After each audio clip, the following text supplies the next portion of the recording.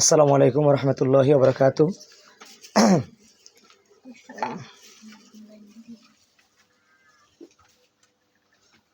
আজকে তোমরা এই যে ইফতারি ব্যবস্থা করছেন আমার মামা, এনার জন্য সবাই দোয়া করবা। ঠিক এনার জন্য দোয়া করবা। এনার বাবা মানে আমার মামার আপন বাবা দুনিয়া থেকে বিদায় নিয়ে চলে গেছেন, অর্থাৎ আমার নানায়।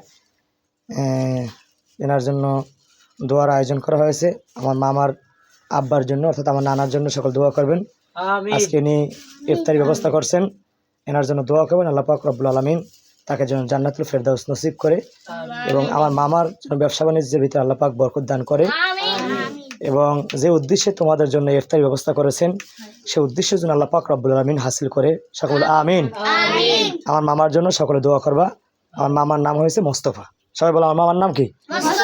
এনার জন্য দোয়া করবা। আল্লাহ পাক রব্বুল আলামিন আমার মোস্তফা মামার জন্য মনে আশা কবুল করে, তার ছেলে সন্তানদেরকে যেন আল্লাহ পাক দিনে হাদি হিসেবে যেন কবুল করে এবং তার পরিবার পরিজন সবাইকে যেন আল্লাহ পাক কবুল করে। সকলে আমিন।